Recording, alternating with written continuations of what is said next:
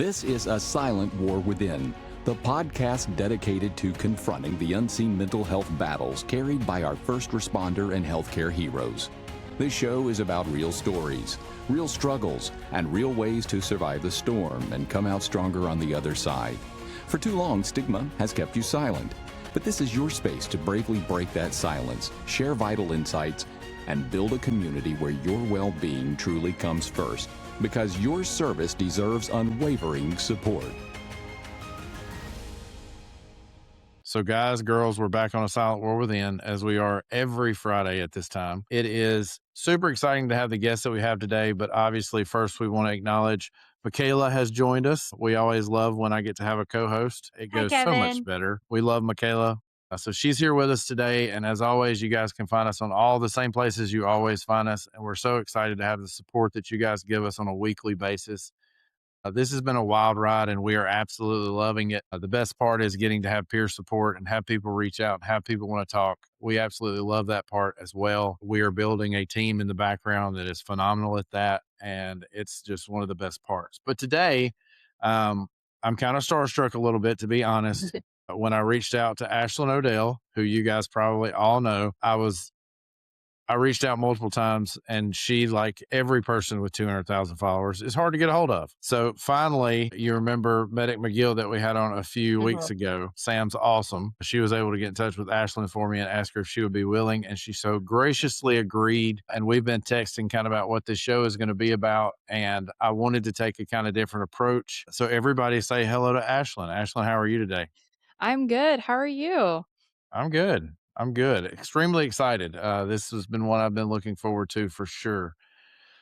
One of the things that I wanted to do with this show, and one of the things I do with every guest, is to give you an opportunity to tell your story. But I think that so many times people get bogged down with the fact that you have so many followers, you're full of information, you're so incredibly intelligent. I'm so glad I don't do clinical information because I can never do it like you and Greg from Shade Tree Cardiology and EMS Avenger. You know, I can't do what you guys do. I'm in utter awe of how much information you guys have rolling around in your brain. So I appreciate what you do, but peel back some of the layers for us. Tell us who Ashlynn is. Tell us your story. Just share with us where you came from. Well, I come from a small town in Kansas. I grew up in Colorado for 10 years. My family moved back to Kansas when I was around 10. And very, very small town. It's one of my absolute favorite. I don't think I could ever live anywhere else. Small town, not even healthcare wise, but just small town in general is just such a nice community. And it really played a part in who I was. I think it made me appreciate hard workers a lot, not only because I live in farm towns, obviously, but my entire graduating class, we were the pre-COVID class, like we were the 2019 class. We all had huge plans. Like we were all going away, we were going to universities. All of us were wanting to get these big jobs and stuff. And I really appreciated that because I don't think I've ever remembered a time where I didn't want to work. I always wanted to have a job. I wanted to provide. I wanted to do big things. I think a lot of that truly comes from the atmosphere I was around growing up. I stayed around in that small town for a while. As far as EMS goes, I hate getting asked the question, what made me want to join EMS? Because I truly don't have an answer. I don't really know what made me intrigued in EMS. All I remember was I was sitting in my guidance counselor's office and she's like, do you want to go into emergency nursing? I know you want to go into healthcare. I told her, I was like, I want to do something of that nature. And she told me there was an EMT class that you could do like your last semester of high school. So like you go to your morning classes and then in the afternoon, you go to the EMT class Monday through Friday. And I was like, okay. I did not know what an EMT was. I didn't know what a paramedic was. I didn't know there were multiple people on a truck. I truly thought everyone was the same. So I went through EMT. I will say it was not the greatest course. I didn't learn a whole lot other than like basic CPR and you go on the ambulance is basically all I learned. When I went through my psychomotor, it took me a while because I was not very well prepared. But once I did pass, that's when I started applying for jobs.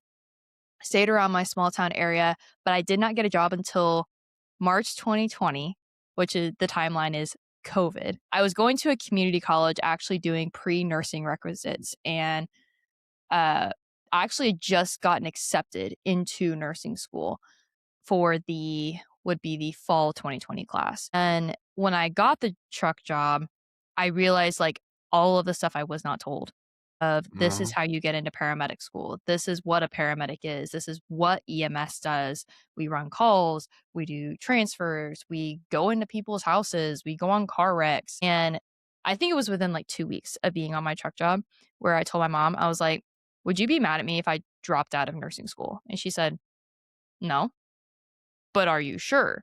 And I was like, I don't think I want to be in a hospital, like at all. I love being on the truck. It was so much fun. And the service I worked for was a really small county that we got to go like upwards of 45 minutes an hour away from hospitals. So I actually got to see medicine, and I was surrounded by two very amazing paramedics that basically pulled me from the trenches and like trained me to be an EMT, and they mentored me all through medic school.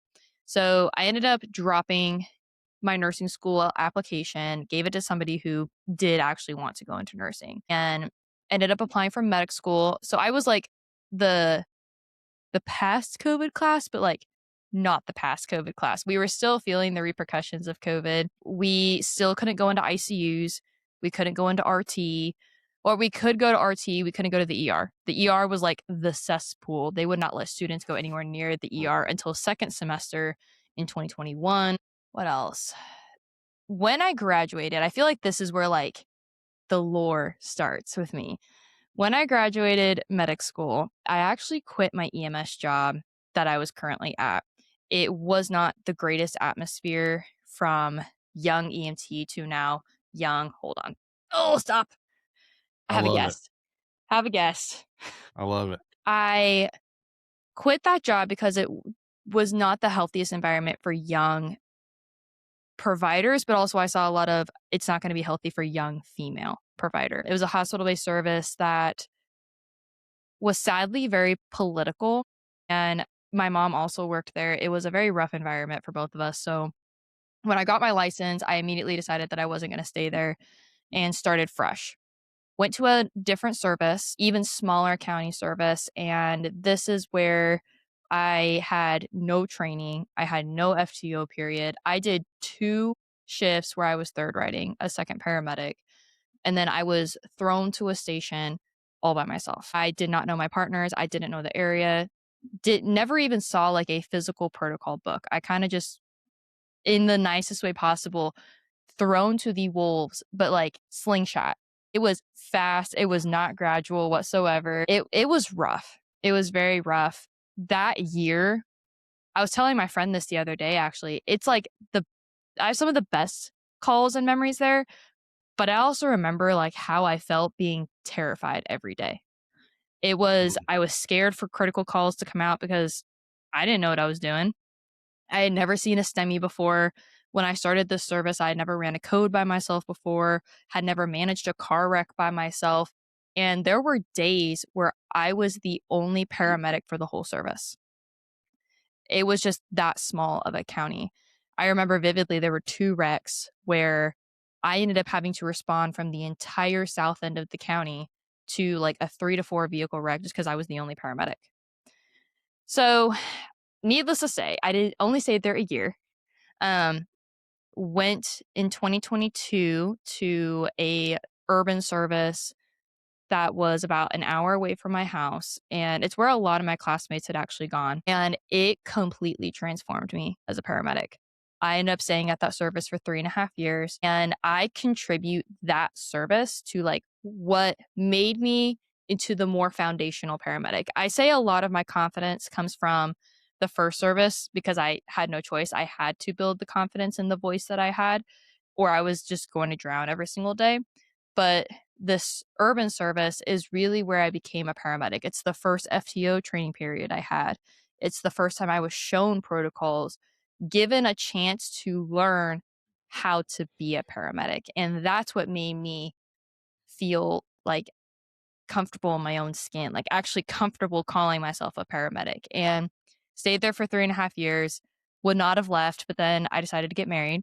So my husband worked 2 hours away. I moved closer to him, and now that's where we are now. I work at a new service. I love it. He loves it. And for the first time, I feel very content with like EMS. I still miss Mhm. my old job. Every single day, I miss that job, but driving 2 hours away on a 24-hour shift is not the safest. So, um, I go there PRN still. I work my new job. I'm learning to love all of the new stuff, the protocols, rural medicine again, new areas. And it's so fun because I hadn't been the new person in like 4 years, and now I get to be the new person again and like find my footing and find my place, meet new people. It's just been fun. And then obviously I have all of the side stuff that I do, not even just content creation. Like I still work at my college as an EMS adjunct. I love working with students. I'm finishing my degree and launched my own business. So I've definitely kept busy. Interesting story that you didn't have really the hard understanding of I'm going to be an EMT and kind of that lifelong dream. Cause I was the kid at the parades that would look at the ambulance and the fire trucks and go, I'm going to do that. So you didn't have that because a lot of your content is very focused on knowledge and this drive for knowledge. Where did this, since you didn't have that lifelong dream, what in that time of being an EMT and getting to be a paramedic and kind of like you said, going through getting to be the new kid and not having a great initial orientation and a great introductory to paramedicine, where did this drive for knowledge and this drive to be passionate about being an EMT and paramedic come from? Where did it start? Probably because I didn't have it.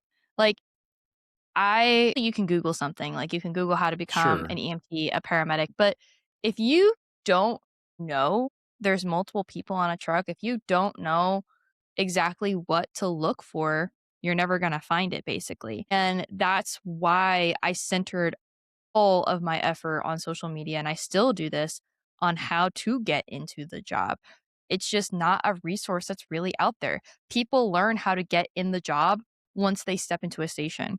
So a lot of times whenever I go to the college, I always see this. Students will see EMT course in like their extracurriculars. They'll pick it up, be like, oh, it's just like CNA or something like that, like something little that I can do. And then they realize how big it is. And they're like, oh no, I actually have to go do stuff. Mm-hmm. And they don't know they don't know what it is. And then they end up either dropping the class halfway through or they find this like new love for it, but they don't really understand it until they really get in the truck. They do that first clinical. And so I don't want people to go through like, I don't want to say the hassle I did, but kind of the hassle that I went through of I just had no guidance. I had no information to turn to at all. Like that was the driving point. I have a course on my website called How Do I Do Your Job? And it's essentially a 1 hour mentorship of you tell me where you are geographically. You tell me where you are in your EMS journey. Are you starting EMS? Are you an EMT? Are you a paramedic student? And I help you with your specific details getting into the job because there's just nothing like that. It's Right. easy. I don't want to say it's easy to get into nursing, but nursing's more well known. Like I can Google nursing jobs near me, or Mhm. geographically, there's only so many EMT and paramedic programs around you, and they're all different. And then services are a nightmare nowadays with private services, county services, fire services, IFT. It's a nightmare to get a job anymore. Mhm. So the frustration that I had, even 6 months ago, I struggled finding a job. I just gear all of my content and just like hard effort towards that because it should not be that hard to get a job. It shouldn't be a hassle to learn exactly what you want to do. And I think that's one of the things you've done really well, especially in just somebody who's been in this 20 years watching your videos. I'm like, man, if she would have been around when I was going through, like, I had hard times too coming up because I was new, I was fresh, and really I was the little shy Southern Baptist boy that didn't have any exposure to what we know as the real world.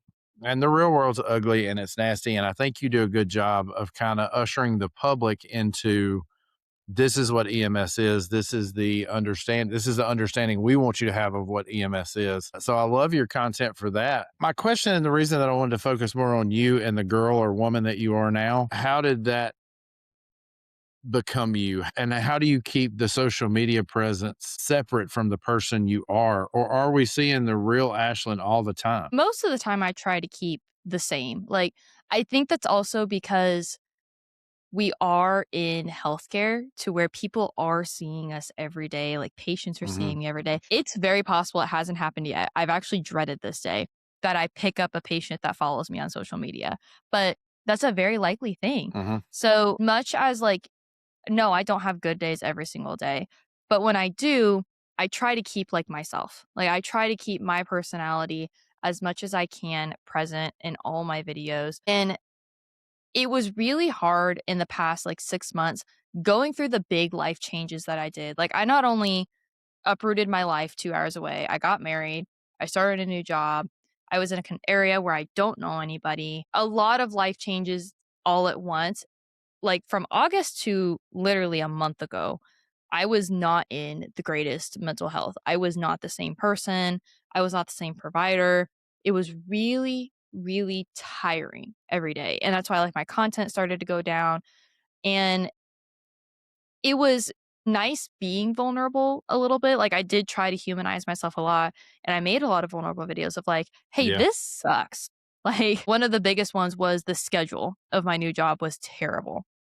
And I was struggling so much, not only with getting up every day, but also I couldn't function on my off days. Like, I was just exhausted all the time. And mentally, that made it so hard to want to go into work. And I was vulnerable about that. I was not the same person that my husband came home to every day. But when I did turn on a camera and I did record videos, I didn't hide that. And I feel like that is something that on social media, especially right now, a lot of people are angry about. There's a lot of influencers that do put on a fake face, or it's very apparent what they're saying isn't true, whether it's stories they're telling, experience they've had. Like, they don't peel back the layer of human that they are. And I talked about this a lot a couple weeks ago when I went to the Atlanta conference. I was like, I'm nervous. I'm scared to go to this conference. And I wanted to make sure I posted that video because I think a very big misconception is, since we do all of these things, we post the videos, we talk about education, we talk about our experiences. I'm getting up on a stage and I'm talking about important things in EMS. It's like people put us up here. And I'm like, "Huh, no, you don't get it. Like, I am terrified to be up there. I want to be down here theoretically with everybody else." What is that burnout and like that space when your mental health wasn't, your top priority? What did that manifest itself to look like? It looked like a lot of exhaustion. Like I said, I was going through a lot of life changes all at once. I was trying to figure out my new job, learn their protocols, learn their area, learn my coworkers, find my footing in a service that doesn't know me. And then I'm trying to be present at home with my new family. I'm trying to build a life for us. I'm trying to make our house a home. I was planning a wedding at the time while also mourning my old job, mourning all the coworkers I didn't want to leave, and then mourning the fact that I'm 2 hours away from family. It was a lot of exhaustion. And I think that's why the schedule itself bothered me so much, because I was already not sleeping because it's EMS. Come home, sleep for hours on end. I'd get up and then I'd be like, oh my gosh, I have a list to do. And I was just exhausted. It was mentally tiring to think about the things that I had to do or wanted to do and did not have any energy to do it, even if I did get 12 hours of sleep. And I was going to say that that time had to be especially hard because my wife and I lead a kind of a marriage reconstruction group at our church, and marriage in general can be tough, but having a new marriage and having to balance all of that and having to learn kind of where you fall in that dynamic is extremely difficult to start with.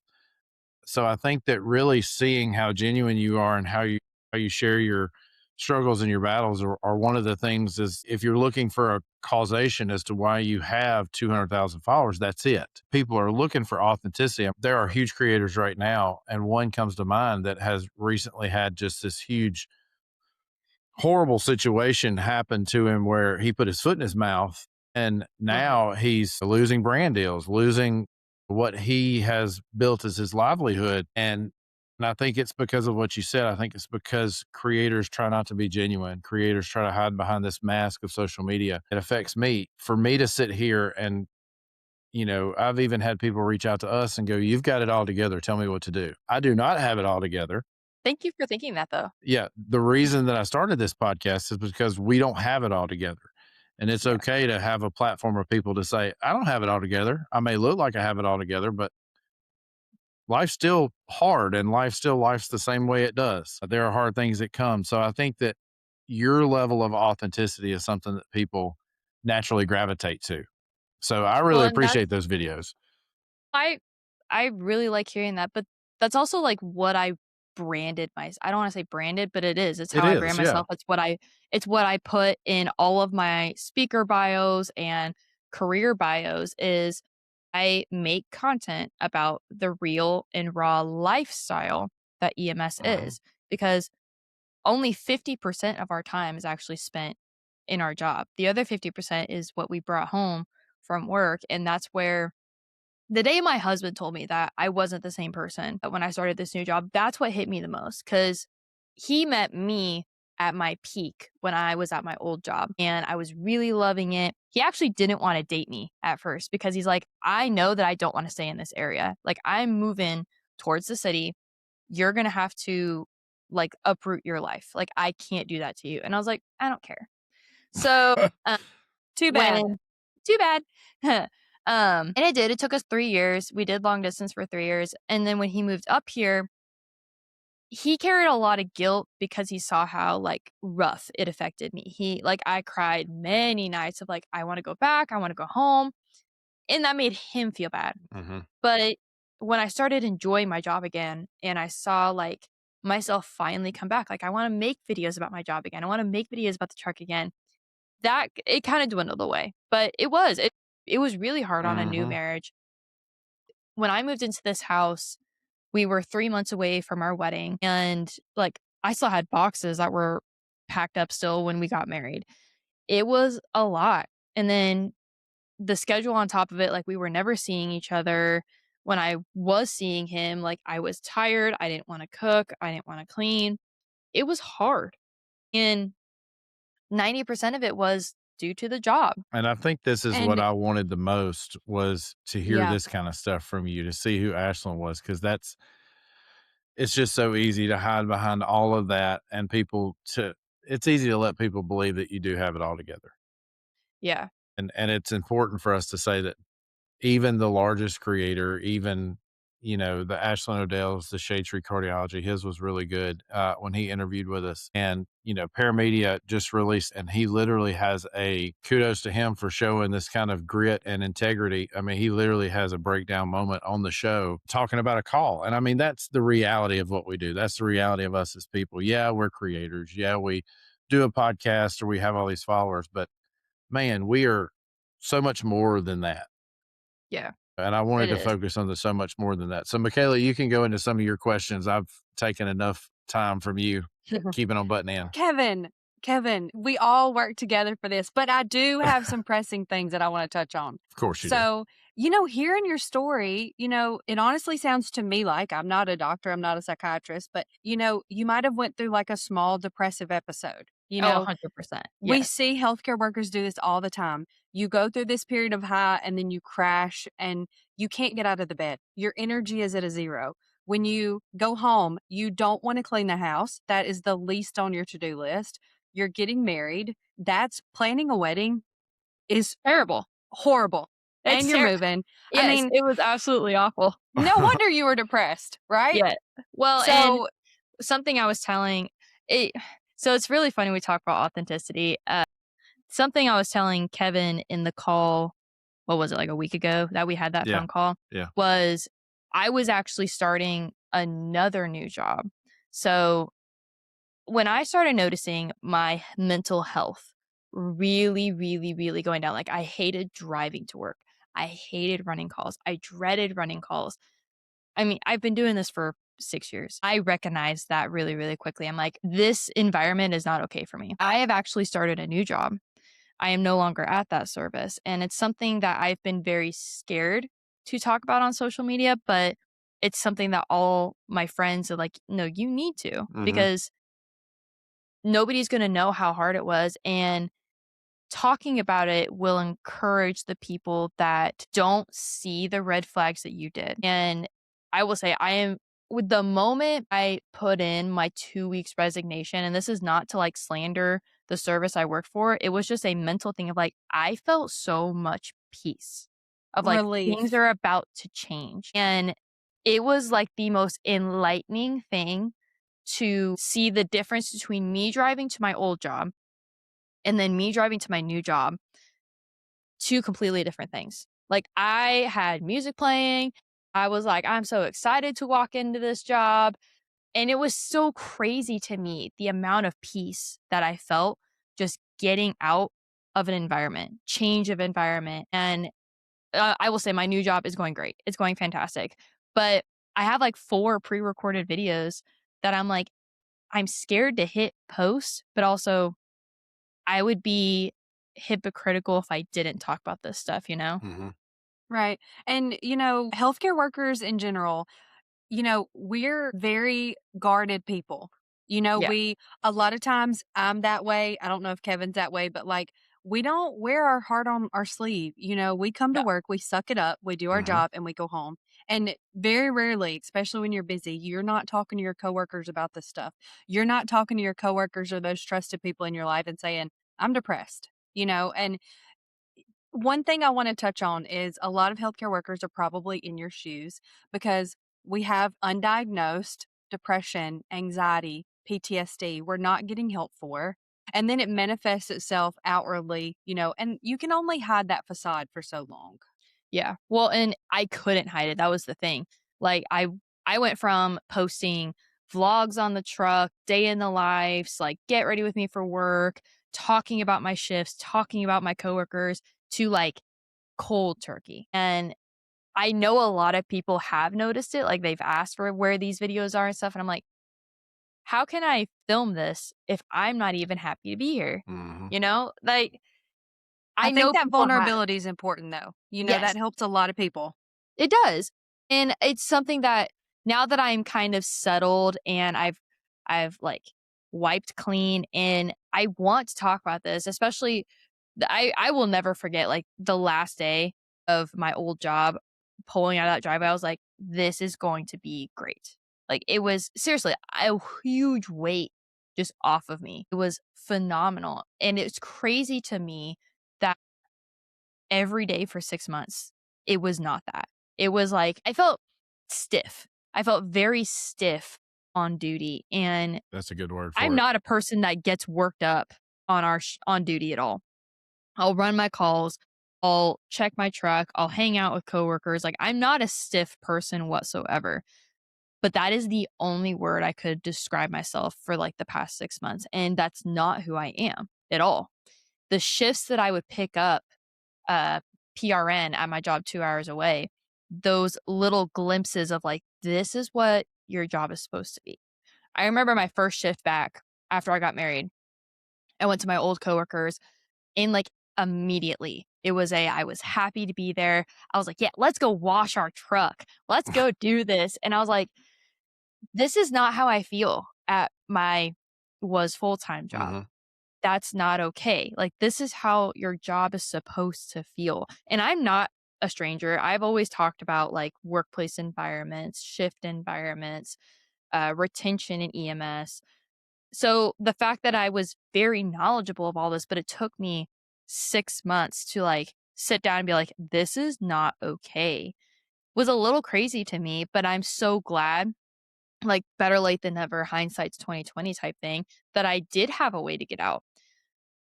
A part of me is also worried to talk about these things or to post the videos about the job that I just left, because I know a lot of people are not going to have the luxury of just like, well, I can't Mm-hmm. leave. I can't find a new job. It was hard enough to get this job. And that's exactly the shoes that I was in. It was a luck of the draw, a random Facebook message one day of the reason I have my current job. And I was able to leave that other service. But I know a lot of people are not in my shoes. And some people that leave the comments like that of like, I wish I could do this. I wish that I had the opportunity like you did. And I'm like, it is the worst phrase I think Yeah. to say to people, but it takes time. Like it took 6 months. There wasn't an opening 2 weeks before I ended up making the decision to leave. But all it takes is one person putting in their 2 weeks, one person deciding that they're not able to do this anymore.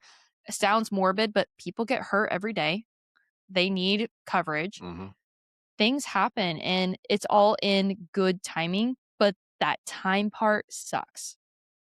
And I think that you have a very interesting story, and you mentioned it just a little bit earlier, but I want to dig into it a little bit as we kind of transition. You were a young, small frame female provider. And I think Mhm. that in EMS, which for years, it's kind of starting to shift a little bit now, but for years, and especially when you first got into it, and when I first got into it, especially, it was a male dominated field. And Oh, it still is for sure. still to some extent it is. It's starting to shift where we're getting more females. And I think that has a lot to do with creators like you that's getting out there and showing yourself and showing that, a female can do this work. From my experience, female paramedics usually have a better success rate than males can do this work. But I think that you kind of mentioned getting thrown to the wolves a little bit. Did you have any lasting impacts when you talk about, I'm sure you recalled the kid and the child and the little girl and all the things that, because EMS providers are kind of like elementary school kids. We're pretty mean. Mhm.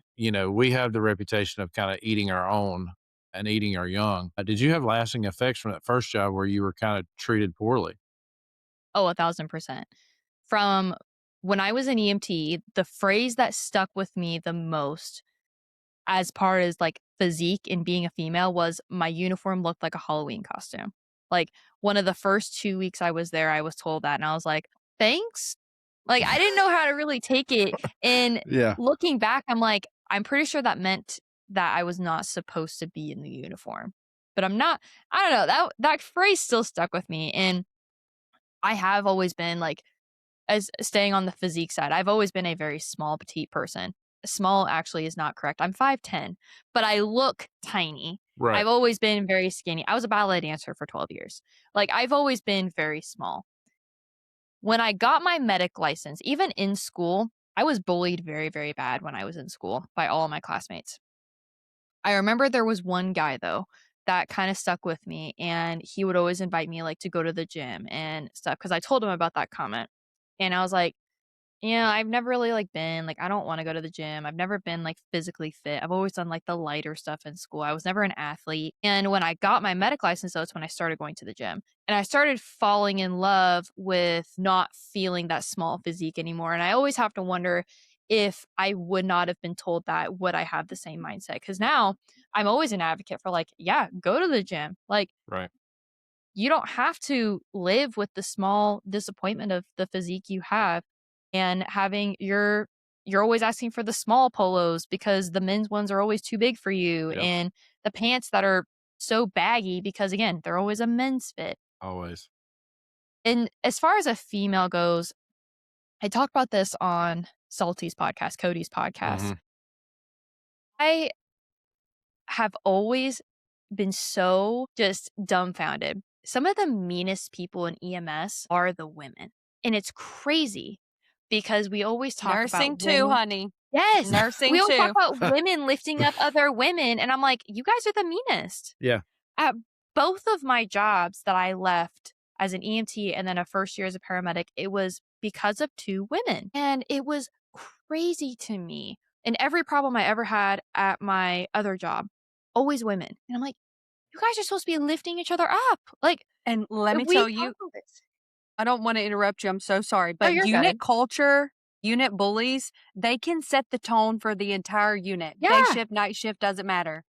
Well, that's because I agree. negativity spreads, and it's once it starts, it's like a disease.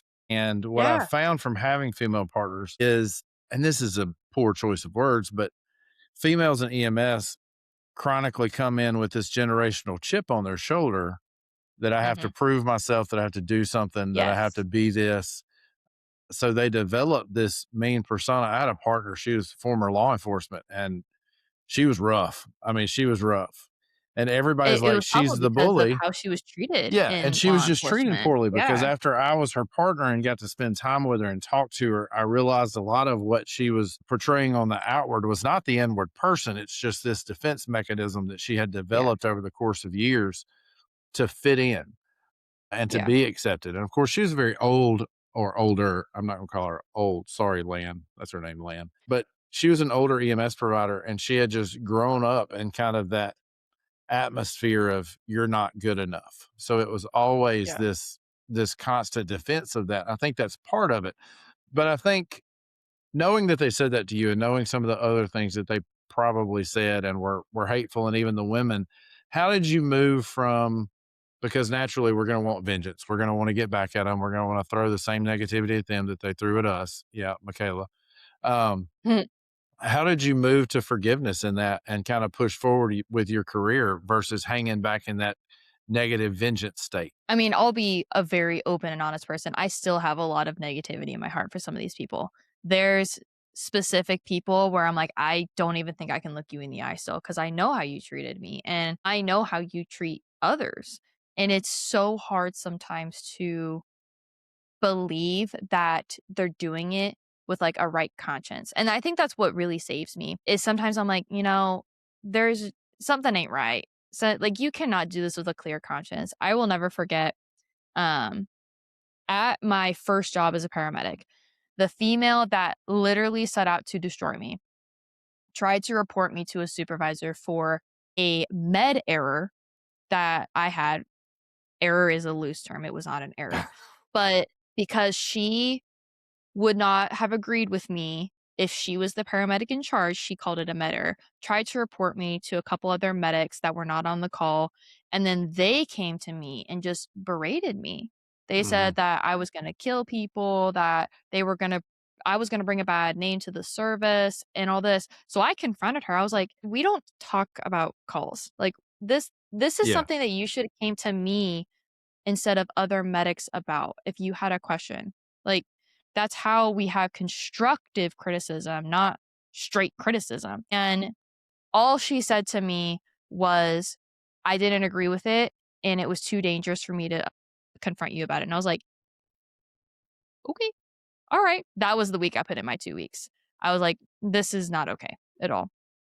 The other service, I actually had a very large female problem at my other service. I was on a shift that was predominantly female, and there was just this one female that no matter what I did, they disagreed with my patient care. And then it came to the point where they disagreed with how I talked to patients and disagreed with how I talked to nurses. Like it was just the nitpickiest things. The moment she became a part of the command staff was the moment I went to my chief and I said, you're not letting me stay on this shift. And I handed him a whole sheet of paper of everything that had happened to me. And he said, wow, because he didn't know. And I'm Yeah. like, this is what's happening within the shift. And this is something that needs fixed. And I was open and honest because I wanted change to happen. And it turns out that none of it has changed at all. Like me getting away was healthy. It was fantastic. I went to still to this day, the best coworkers that I've ever met, but they're still in that leadership position. They're still expected to lead the new generation of providers, like the new hires that the service is carrying. And I'm like, this isn't healthy at all. Mm-hmm. I'm not saying that I would do any better of a job, but at least I would not lead with negativity. And I guess the little bit of grace that I do give myself is a lot of my judgment is clouded by like, I was told some nasty things. I've been treated in nasty ways. But as far as your question, the vengeance goes, I would never have it in my heart for vengeance. Like, we work in a career where we are expected to treat people with empathy, no matter who they are, whether they're wearing an orange jumpsuit, whether they're in handcuffs, whether they have the gnarliest history possible, whether they're unhoused, they're addicts. In my right heart, it would not sit well with me if I acted or even if I said something in retaliation to them. But the thing I tell myself is not everyone thinks like that. Some You're right. people just think to keep themselves on top. Kind of like you said, like they have this shell. They've been doing this for a while. They think they've had to prove themselves. And that's exactly how this girl was. She's been there for over a decade. She's been around the rough and the gruff, like where they still hazed people in EMS. She's still in that mentality of that's how it is. Whereas I came in the mentality of, no, we don't eat our young. We support people. Yeah, women are the meaner ones. I've now been a part of 2 shifts that are predominantly male, and I'm not a hater of women. I know amazing women in this career, but I really like my shifts because it's very unproblematic. Yeah, Hold on. Wait, here she Kevin. comes. I saw her face the whole time you were talking, and she's Hold like, on. she's ready to get vengeance right Let now. me get the double chin out for this one, okay? I'm gonna have to sit this one out on the vengeance because I am a petty B word. Okay, I'm vengeance is almost my middle name because I'm a redhead. Okay, if a unit bully is disrespecting anyone, they gonna know. If you want to be a toxic workplace violence person, you're gonna get toxic workplace back. And oh, I protect my baby nurses. You ain't gonna talk to my baby nurses like that, baby. Oh, I'll put you in your place real quick. She's so rough. I gotta sit the vengeance. Sit the vengeance talk out because I can. Remind me to tell you a couple like more in detail stories, after not we on get the done. record. Yeah. Remind me to tell you some, because I mean there were times even here recently, like I did confront people. I have stood up for myself because it's just wild to me that this career, we should not be like, armchair quarterbacking is the easiest thing to do in this career. I find myself doing it all the time. I try to sit back and be like, you know what, I wasn't on that call. They chose to do it. We're the same licensure. Well, there's some times where I'm like, no, that's not okay. Like we have to sit down and we need to figure this out. Well, there were a couple of times that I did stick up for myself and my patient care was brought into question. Sat down, spent 30 minutes explaining every detail of a call. I'm like, this is why I made this decision. This is why I did this. This is why I chose to do this instead of this. This is why we took this route. So clear, so concise. And I was still seen as a poor patient care provider because I wasn't doing it the way that they wanted to. And of course, it was another female.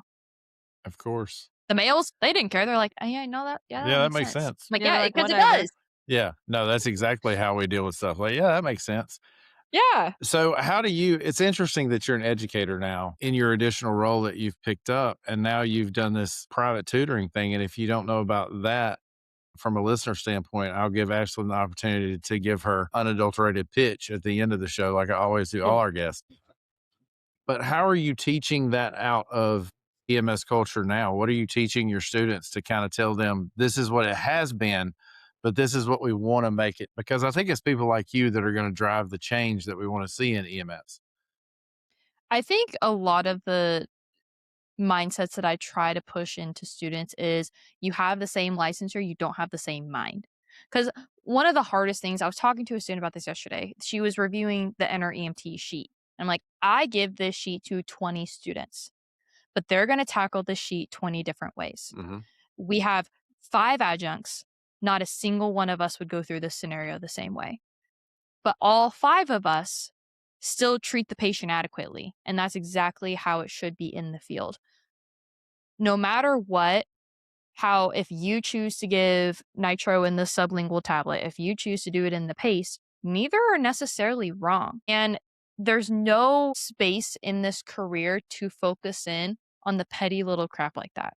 Like, we all go through way too much. We're all exhausted. We all have outside things that we're worried about. The last thing to hone in on is the negativity and physically go out of your way to bring someone down. It's not cool. We have 2 paramedic programs in our area and we don't threaten them. On the record, we do not threaten our students, but we do bring the hammer down and we're like, if we hear you guys talking bad about the other program, you're gonna be in trouble. And it's not because like we want to have a better name for ourselves. It's because that's promoting positivity. Like, if I would never talk bad about another service, you guys should not be talking bad about other students. Like if you see something happening, there's no space for it at all.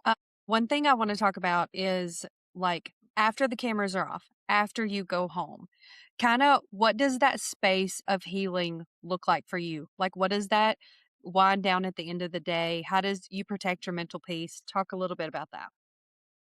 Especially since I've moved into my own home with my husband, a lot of it has just been like creating a space, like whether it's decorating or cleaning. I love to cook, and a lot of that stems from my food allergies, but I love to cook. I love being a homemaker. My husband says I created a different love language. It's not like complete acts of service. It's like labor of love. I love making things, and I love just showing people like this is how I give my gratitude. And I also really like going to the gym. Now that the weather's warmer, it's starting to get warmer outside. I love being outside and just, I don't know. There was a moment the other day where I was sitting outside and I'm like, this is so peaceful. Like I could just sit out here and take it all in. And I'm not a good silence person. Like I don't thrive well in silence. I mean, that's why we choose EMS. But that was the nice part. It was just sitting outside in the silence. So finding the little touch your grass moments is what I look for. That's good. That's real good. And on this podcast, we are really all about normalizing and destigmatizing mental health and things that help our mental health, whether that be therapy, medications, outwardly discussing with your peers. Can you talk about your own journey? I know this like Medicated and Motivated brand. Can you talk to us a little bit about that? So that actually the name Medicated and Motivated actually comes from a series I did. When I first started TikTok, I was a brand new paramedic. I was terrified to lose my knowledge. I've been I was following you terrified since to then. So yeah. Yes, I was terrified. I always tell people I didn't make those videos for you guys. I made them for me. Like it forced me to sit down and study medication so I would never forget them. So I actually called that series Medicated and Motivated. And then years later, when I did really want to hunker down, make my own brand, I briefly had a podcast, called it Medicated and Motivated. And now that's exactly what my brand is. I basically center all of my education around I want people to feel confident and competent in the field. So it is a very funny like homage because that's what really got me Yeah. started. But therapy goes, love going to therapy. It's so nice. I always say I started therapy in like the best time possible and I didn't even know it. I started therapy end of 2023-ish or beginning of 2024. I don't remember exactly when. It was somewhere in that time period. And I've been going every week, bi-weekly since then. My therapist is absolutely phenomenal. I was one of the lucky people that did the one and done. I didn't have to go through multiple therapists. And that's why I held off on therapy for so long because I was like, the thought of starting over every other month with a new therapist sounded Right. awful to me. So I am so thankful for my girl. And she's also a healthcare provider, which really helped a That lot as helps. well. But when I met her, we actually started going through a really hard time in the college. We had a couple rough experiences with adjuncts and the program, and it was horrible on my mental health. Got engaged right around that time, and obviously the wedding planning was awful. And then I also, at that point, knew, okay, I'm engaged. I'm going to move soon. I need to start the job process. And I just can't even tell you how many times I started the session. She's like, how's your day? And I just start bawling. I'm like, this is how my day's going. She's absolutely amazing. But Crying is a good release. It is. oh, it was. I didn't have my therapist during these past 6 months. I don't know what I would have done. My husband can only take so much, okay? Like he is one of the in the nicest way, but he's one of like the softer police officers. Like when he comes home, he completely takes off like the mask. He's the chillest person. So like all of the things that I was going through the past 6 months, he was kind of just like they're there. Like we're gonna get better. It's gonna be okay. So like he could only take so much, but it was so nice having someone. And honestly, she's the reason I noticed half the things that were wrong. I was telling her things and kind of being like, oh, but like it's fine or something. She's like, no, that's not normal. Mhm. That's not normal at all. No, you need to get out. So without her, I probably wouldn't have noticed half the things that were very wrong. And she also validates a lot of, I wear a lot of different hats.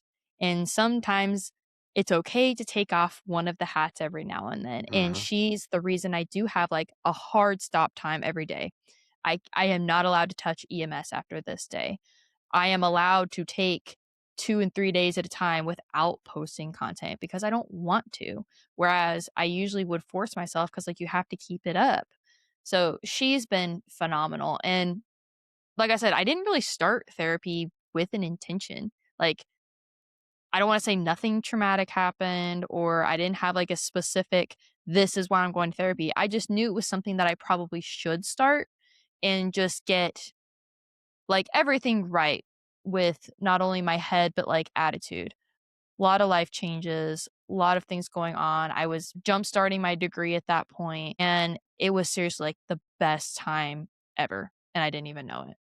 And one thing I just want to like validate for you is a lot of providers that do multiple jobs. You're an adjunct professor, you do EMS, you do, counseling, teaching on the side, and you do speaking events. When you're compartmentalizing your life, for a lot of healthcare providers that have multiple jobs and do multiple different roles, that mental health aspect, you're very good at compartmentalizing. You Yeah. put that in a box, and that is the box. They get shoved across the floor and forgotten about. Yeah. So, taking care of your mental health, it is not the box that needs to be shoved across the floor and forgot about. The therapy, going to get help.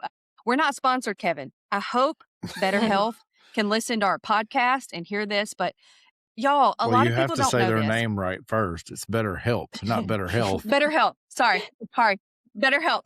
I hope they see this, but it's online therapy and Yeah. you Well, can that's what I get do. in touch with the provider right Yeah. there on the screen Yeah. because a lot of times what Ashlynn was going through, you barely have the energy to get off the couch. You barely have the energy to cook and clean.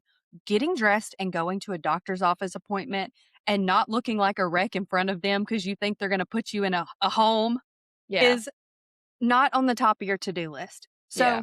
So and a lot of times if you're a healthcare provider and you have insurance, they will cover it. So it could be Yes. free for you. I just want to put that out there that if you're struggling with your mental health, you don't know where to start, BetterHelp might be a place you can start. You can get your insurance to help cover those things. I really want to put that out there because a lot of people, we talk about therapy a lot, they don't even know where to start. So I just want to give somebody a starting point and a resource. But Ashlynn, go ahead. I'll Well, ask my and question in a minute. even if they don't, so like my therapist doesn't take a whole lot of insurances because she's private. What we do is you can petition it though. Like you can send them, it's called a super bill to your insurance, be like, I work this job, I go to therapy for this job. Is there any way I can get reimbursement? And even if it's half, like you still get money back because she's not able to physically take it, but this is kind of her way around it. So Mhm. if the price scares people like it did for me for a long time, knowing that there can be some reimbursement back is great. And most insurances do it. Yeah. And most insurances now, especially in public service, the insurance providers that, from a leadership standpoint, the insurance providers that we're now contracting with, one of the things they have to have is fully covered Yeah. mental health services for our providers, because that's something that in the last, I would say probably 10 years, that people have started to recognize like, oh, these policemen, firefighters, EMS, nurses, these people deal with a lot.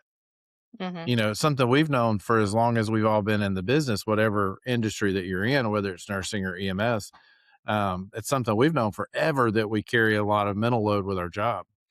Yeah. Um, And chiropractors and massage therapists. I was able to get reimbursed on both of those because really? I tied it to, yeah, because I tied it to my job. I was like, this is how I'm taking care of my body. Oh, I'm totally doing that. Chiropractor for sure. Yes. Yeah. Okay, but we're wrapping up. We're getting to the end of our, episode, but I always ask this to every guest that I'm on the podcast.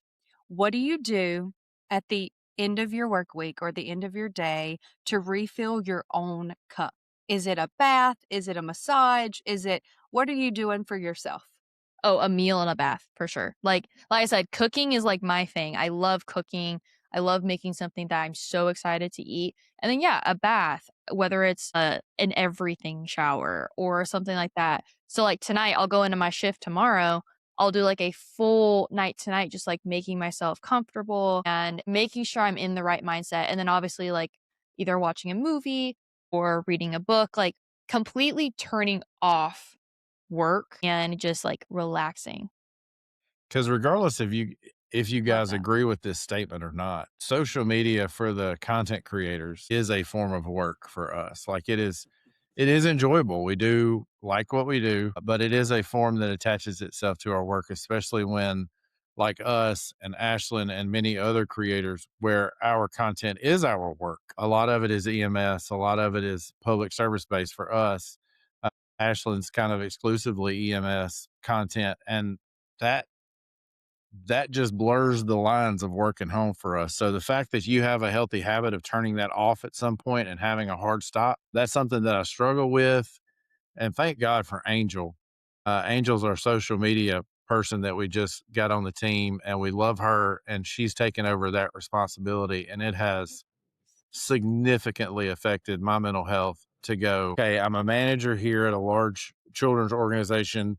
You know, I have this going on. I have the content creation, like all that just builds up. You know, all these titles, like you said, all the hats that you wear, those hats get very heavy. So for you, since social media is a part of your work and kind of, I'm sure, has become an income stream as well through your tutoring and through everything else that you've done, what does it look like if that ever goes away? Is being a friend and a wife and a daughter and all the things that you are, is that enough? Honestly, it's really funny you say that because I joke a lot right now about like, man, I really wish I could just stop social media because it is. Mhm. It's an exhausting job. And right now with the shift in social media, if you're not posting about certain things, your stuff's not getting pushed out. Like I asked a poll on Instagram and Facebook of how many people didn't see my announcement video or post about my small business, and it was over 75% because my content wasn't getting pushed out and it tremendously hurted my business for the first few weeks. It's finally starting to like bod the repercussions. But I always say that I would love to get rid of social media because of the strain it does put on. And Mhm. as we talked about, like on camera, I try not to have a facade. I try not to have a mask. But like if I'm recording a video, I finish, I watch it back and I'm like, I just look like I'm not enjoying myself. I'm not going to post it. But then that's another day of refilming, getting ready, editing it all over again. And it sucks. But on the other hand, I wonder so many times, I'm like, would I be still fulfilled? I love content creation, not even content creation, multimedia in general. Mhm. I've always loved doing it. And that's kind of why I got into posting videos in the first place, is because I used to do a lot of multimedia stuff in high school. I love the editing videos. I love posting pictures and taking pictures Me too. and making these little highlight clips whenever I do go to conferences. If I wasn't doing social media, I got reached out to multiple times if I wanted to be an editor for a couple social media accounts. And I was like, I'd love to, but I can barely find time to edit my own videos. So but I always say I think I would be like, I think I'd be all right, especially TikTok. There are some days where I'm like, man, I really don't want to have this account Mhm. anymore. And I think I would be okay. But it obviously is a huge part of like, there's something that I would miss, you know? Yeah, absolutely. I mean, I especially love the part of content creation that I always love, and I still have it even though we have somebody doing our content kind of thing now, is just the interaction with the people that Yes. are going to comment, are going to leave something, are going to reach out to you and ask you a question about what you do. I really do. And that was my favorite part about being a paramedic too. My absolute favorite part, and I was a very much a treat on with very rural medicine where I was working. So you had 30, 40 minutes to the hospital. My favorite part Yeah. was getting done with the patient care and sitting on the bench seat and just Talking. having a conversation with somebody. I like it too. And that's, Or it gives you time to explain what's going on. yeah, and make Oh them my more gosh. comfortable Yes. with the whole I cannot process. tell you how many times, and this is not to hate on in-hospitaal providers at all. MaKayla. There's so many times, especially here lately, we've had to explain why they're getting transferred and physically what's going on with them, because they don't know they're getting transferred until we walk into a room. And I'm like, how? But it's also kind of assuring, because I feel like if there's a provider that can explain things in the least detailed way possible to where a person not in healthcare would explain it, it's going to be EMS providers. So it's also kind of a luxury that we do get that time with them. Yeah. So say all this is stripped away.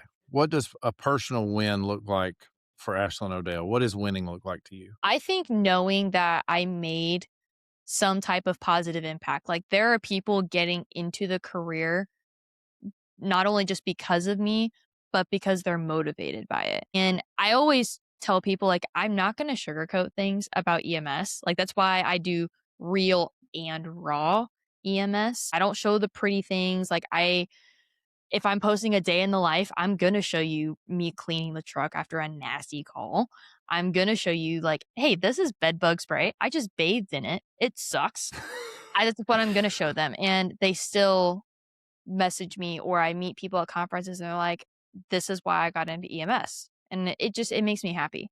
So even if I did not post on social media anymore and I saw people in the bays or in the ERs and stuff, like knowing that I had a little bit of an impact on their career or I made them feel more confident, that's a huge win for me, because that's one person that helped them when I didn't have a lot of that motivation. That's good. I really like that. I hope that, and I have, but I hope that even going forward, I'm able to have that same, you helped me get into EMS, or you helped me deal with this, or whatever the case may be. I love having that influence on people. It is a win. You're exactly right.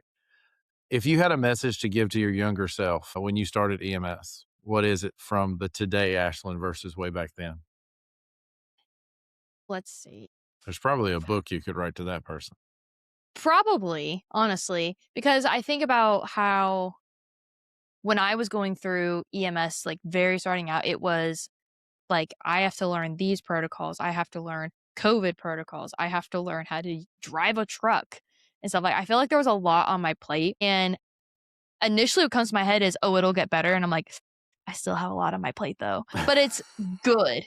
Like, I think when I was first starting out, it was very overwhelming. And I thought many times I was not going to be an adequate provider. I was actually labeled a very rough EMT because I wasn't taught. So nobody wanted to work with me. I think what I would tell her is, you're going to be busy for the rest of your career, but it's going to be a good busy.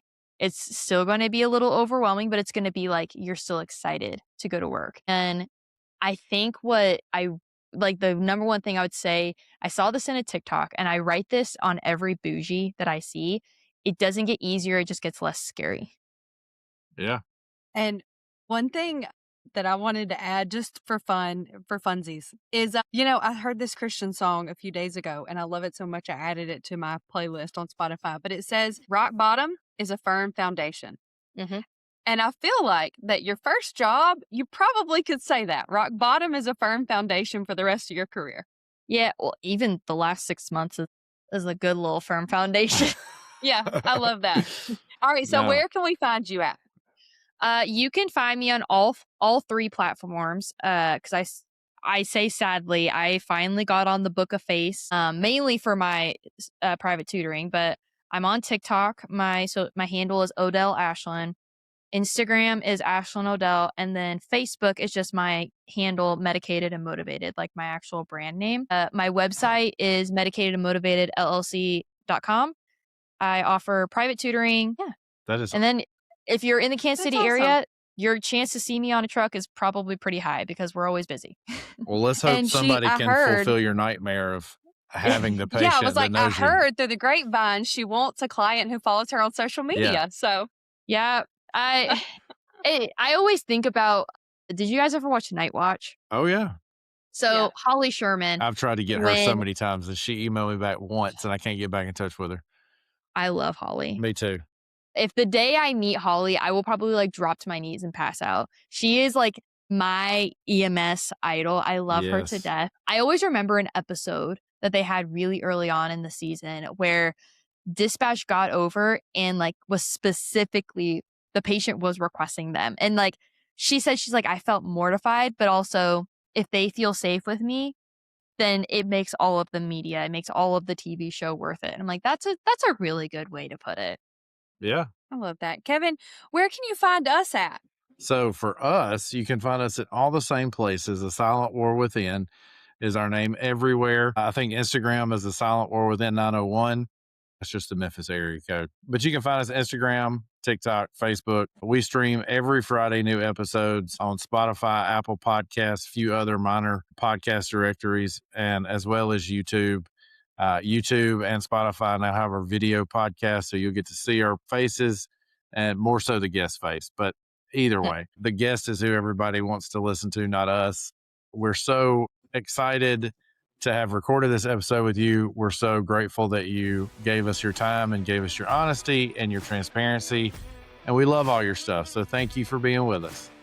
Oh, this was so much fun. Yeah. This was like I'm a glad fun it happened. hour. I felt so bad having to reschedule this like 4 No, times. it's okay. So I'm really grateful that you guys were flexible. You're a busy lady, and I understand that. I'm busy too. Me I was too. working. Don't feel bad. Me too. But again, thank you. And as always, you guys can find us in all those places. You can go to our website, silentwarwithin.com. And like we say every week, be safe, take care of your mind, and we'll talk soon. Bye, everybody. Bye. You've been listening to A Silent War Within. If this episode resonated, please subscribe, leave a review, and share with someone who needs to hear it. Remember, you're not alone and your well-being matters. It's time to end this silent war.